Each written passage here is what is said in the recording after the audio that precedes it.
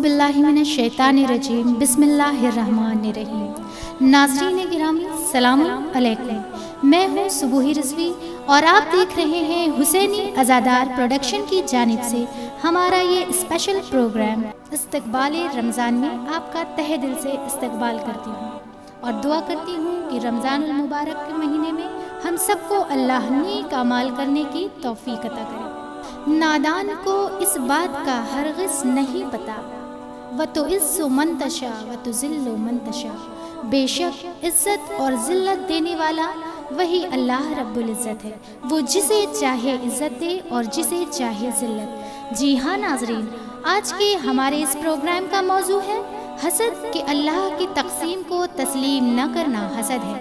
اے شخص، یاد رکھنا، اس دنیا میں کسی انسان کو دولت، عزت، شہرت، رتبہ اور مقام دینے والا وہی اللہ رب العزت ہے۔ وہ انسان کے اعمال، اس کی سوچ اور اس کے تقدیر کے مطابق انسان کو انعامات دیتا ہے، اور جب اللہ اپنے خزانے میں سے کسی انسان کو دولت، عزت، رتبہ، شہرت دیتا ہے تو دوسرے انسان اس سے حسد کرنے لگتے ہیں۔ حضرت امام علی علیہ السلام نے فرمایا کہ میں نے اللہ کے رسول سے سنا کہ کامیاب ہونے کی پہلی نشانی یہ ہے کہ لوگ تم سے حسد کریں گے اور تمہارے حاسدین بڑھتے جائیں گے۔ تو ناظرین، آج ہمارے اس پروگرام میں ہمارا ساتھ دینے آئی ہیں محترمہ ذاکرہ آرزو رضوی صاحبہ۔ خواہر، حسد کے حوالے سے یہ سوال ہے کہ حسد، یہ جو بغض کی بیماری ہے، اس میں حاسد کا کیا نقصان ہے؟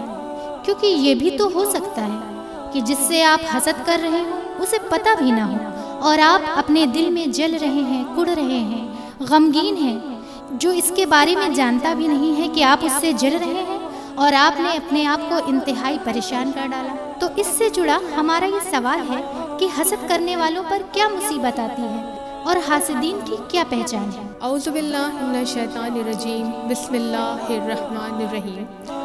جزاک اللہ، بہت بہترین سوال ہے آپ کا خواہر۔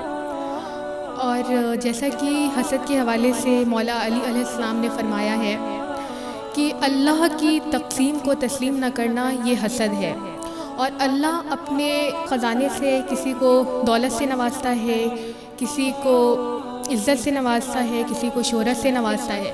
جب اللہ اپنی خزانے سے لوگوں کو نوازتا ہے تو یہ دیکھ کر اس کے حاسدین بڑھ جاتے ہیں، اس سے حسد کرنے والے بڑھ جاتے ہیں۔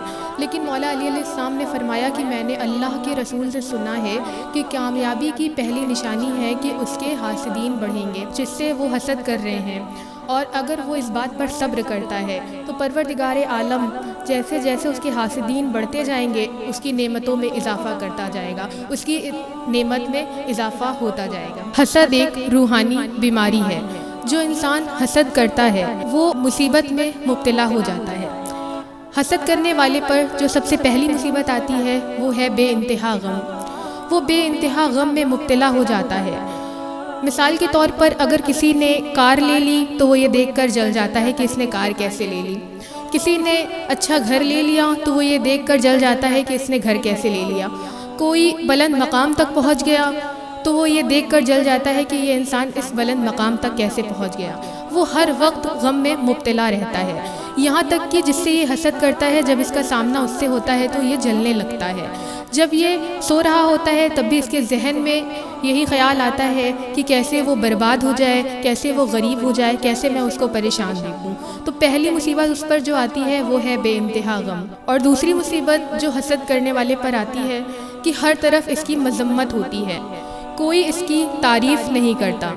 جہاں پر کسی کی تعریف ہوتی ہے، جہاں پر کسی کی اچھائیاں ہوتی ہیں، وہاں پر یہ حسد کرنے لگتا ہے اور وہاں پر وہ انسان کی برائی کرنا شروع کر دیتا ہے۔ تو لوگ سمجھ جاتے ہیں کہ یہ حسد کرنے والا انسان ہے، یہ دل میں بغض رکھنے والا انسان ہے۔ تو جو انسان حسد کرتا ہے اس کی ہر طرف مذمت کی جاتی ہے۔ اور تیسری مصیبت جو حسد کرنے والے پر آتی ہے کہ اس سے اللہ راضی نہیں ہوتا، اللہ اس کو پسند نہیں کرتا ہے۔ تو پروردگار عالم سے یہ دعا ہے کہ پروردگار ہم سب کو حسد، بغض اور کینہ سے محفوظ رکھے۔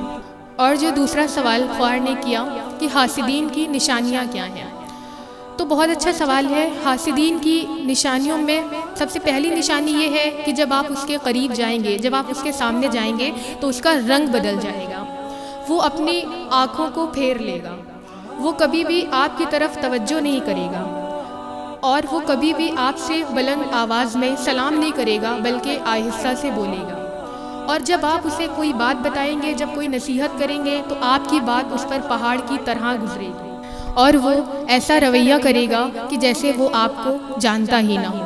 حسد کے حوالے سے رسول خدا صلی اللہ علیہ وآلہ وسلم نے فرمایا کہ حسد سے بچو، اس لیے کہ حسد نیکیوں کو اس طرح کھا جاتا ہے کہ جس طرح آگ لکڑی کو کھا جاتی ہے۔ جزاک اللہ خیر، حدیث کی روشنی سے بہت اچھا جواب دیا آپ نے، اور امید کرتی ہوں کہ ہمارے ناظرین کو اس سوال کا بھی جواب مل گیا ہوگا۔ ناظرین، اگر کسی مسئلے مسائل سے متعلق آپ کو سوال کرنا ہے تو ہماری اسکرین پہ دیے ہوئے واٹس ایپ نمبر پر آپ کانٹیکٹ کر سکتے ہیں یا اپنے سوال سینڈ کر سکتے ہیں۔ انشاءاللہ اگلے کسی پروگرام میں آپ کے سوالوں کے جواب دینے کے لیے پھر حاضر ہوں گی۔ تب تک کے لیے اجازت دیجیے، والسلام۔